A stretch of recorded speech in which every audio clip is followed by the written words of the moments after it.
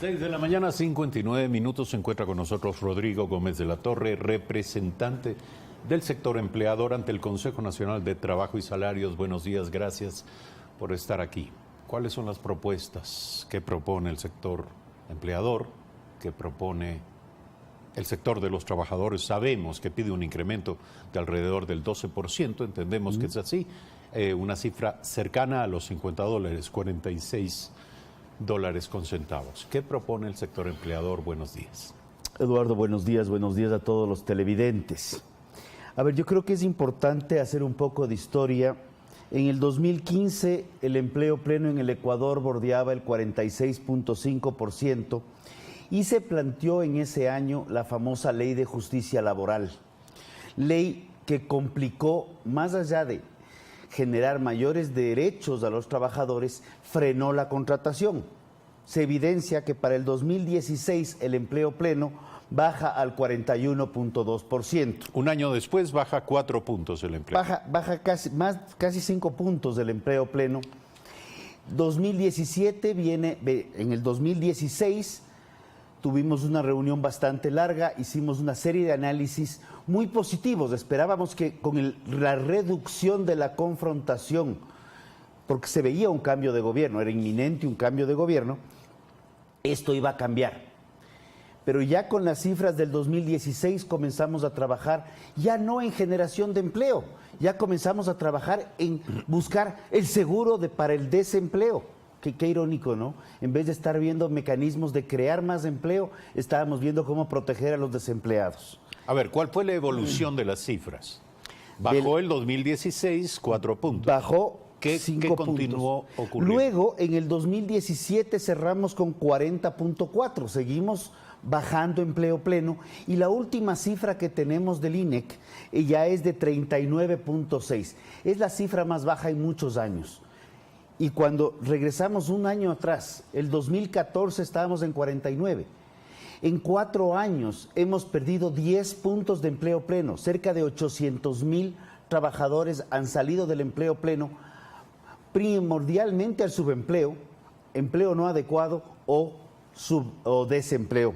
Son temas más de léxico. Ahora, ¿qué tiene que ver esto con el debate de incremento de sueldos? El incremento salarial se lo hace muchas veces basados en cifras y cómo ha subido la inflación o cómo ha bajado la inflación, qué proyecciones tenemos para el siguiente año. Los últimos años hemos sido muy optimistas y hemos esperado que las cosas cambien. Sin embargo, lo que vemos es que se proyectó el año pasado un incremento de $11 y lo que terminó el año es que hay una brecha. Por primera vez en muchísimos años, el ingreso familiar calculado por el INEC está en $720 y el costo de la canasta básica familiar está en $714.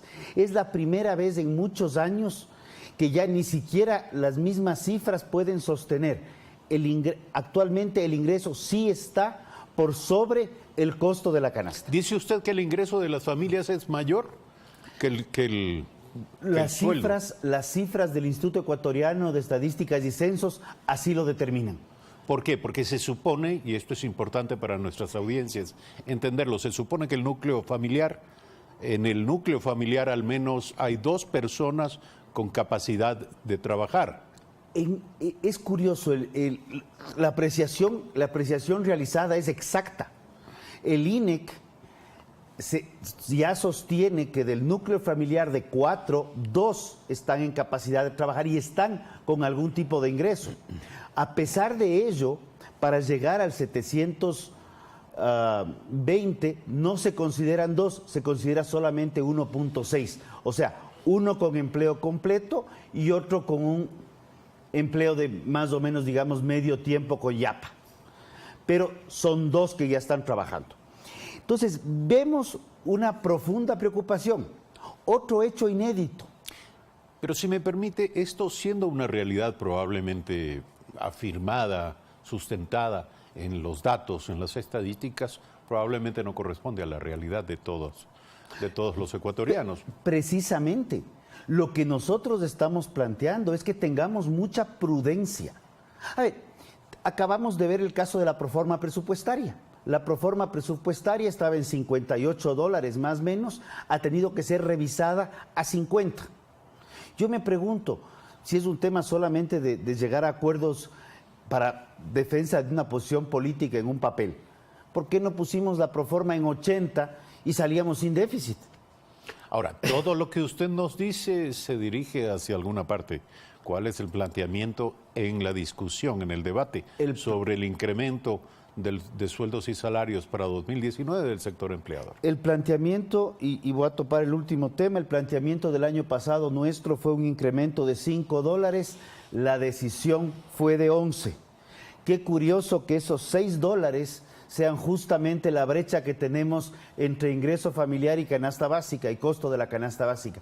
Nosotros hemos ido, sí, es una decisión muy difícil, plantearla es más complejo, pero en el momento que estuvimos en el Consejo le planteamos al ministro, al sector de los trabajadores, la situación del país es compleja, han habido temas positivos, la ley de fomento productivo, la vemos con muy buenos ojos, pero ya vamos a los 4 meses y no hay reglamento. Entonces no hay aplicabilidad de la ley.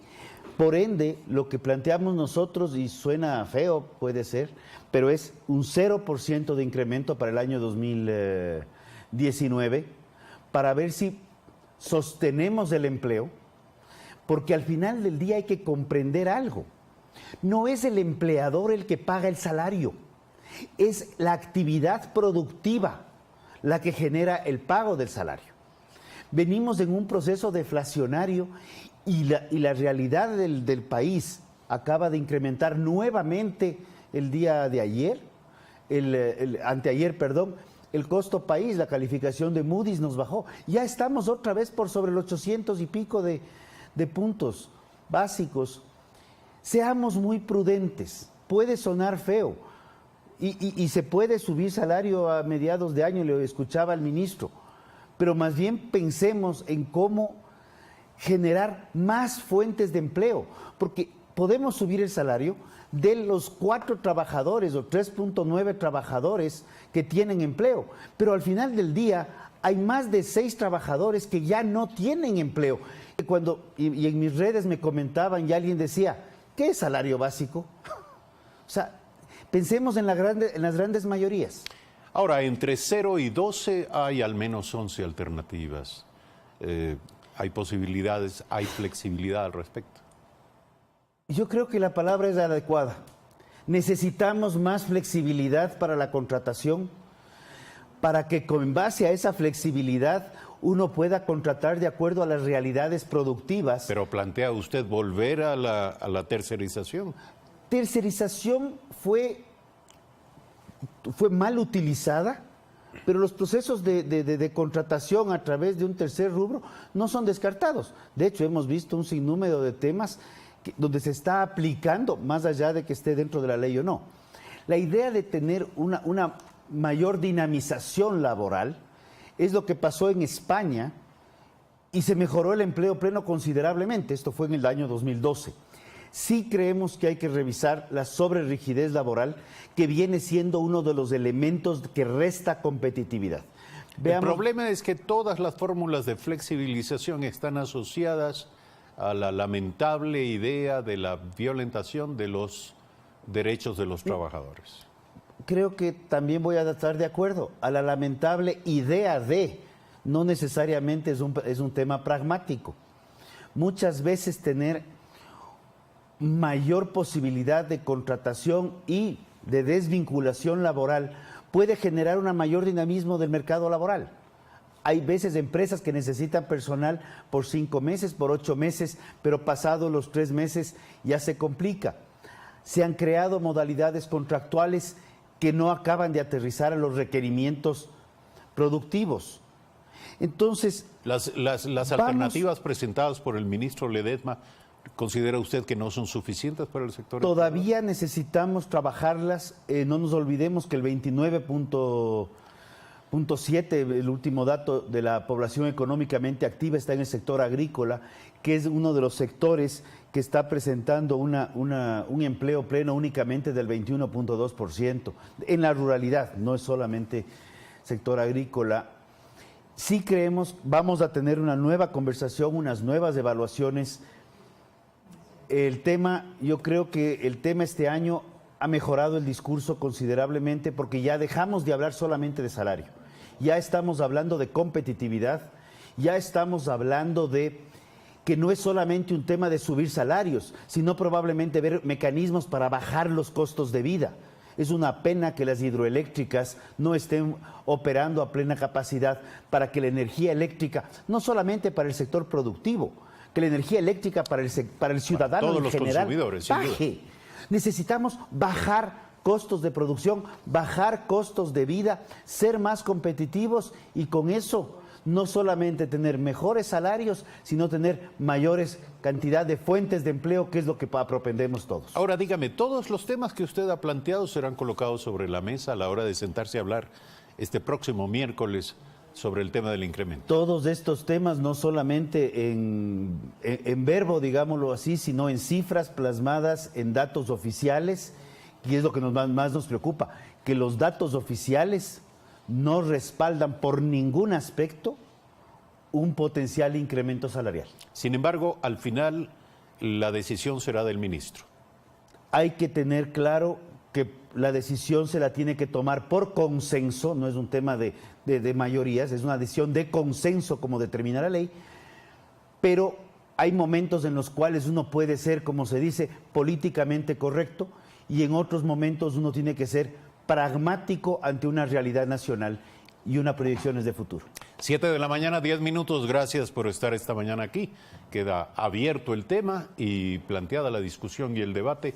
Por cierto, será materia de atención pública en las próximas horas. Rodrigo Gómez de la Torre, representante del sector empleador ante el Consejo Nacional de Trabajo y Salarios. Brevísimo corte.